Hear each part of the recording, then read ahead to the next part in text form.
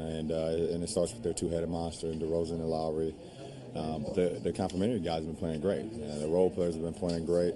Damari and Patrick. Terrence Ross coming in, giving some big minutes. Obviously, Corey Joseph being a great, solid backup point guard for them as well. And, even some of the younger guys that they put into the game, have been playing good ball. So, we got our hands full tonight in a hostile environment. But competition is great, and we look forward to the challenge.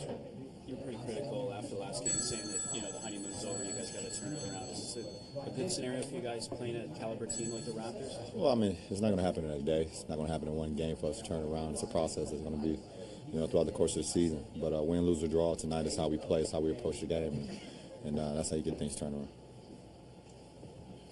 Lowry and DeRozan often can give you guys some problems when they have the ball.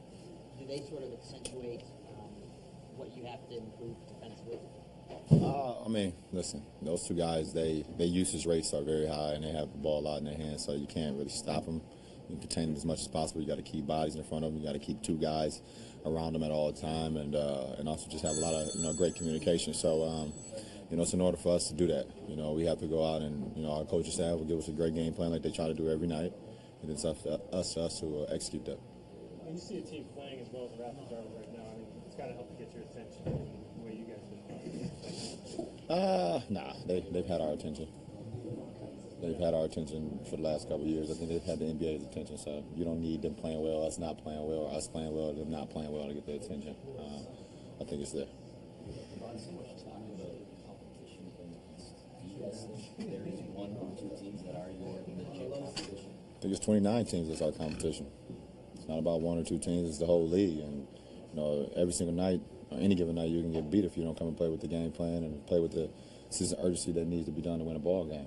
It's the NBA for a reason. Everyone's been drafted for a reason. Everyone has talent for a reason. So, if you don't go out with the mindset that, okay, this is what we need to do both offensively and defensively to get a win, then you can be beat. So it's not just one or two teams, it's everybody.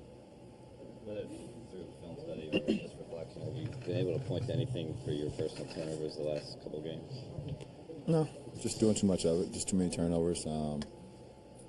Trying to make too many plays, and trying to give my guys opportunities and keep them in rhythm. And this costs me sometimes. So I take full responsibility of that.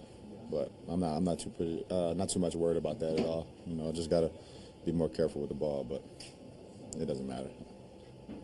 You guys got to step it up and play a little bit stronger. The fact that you're playing Toronto tonight, is that better for you than, say, maybe playing a lesser caliber team?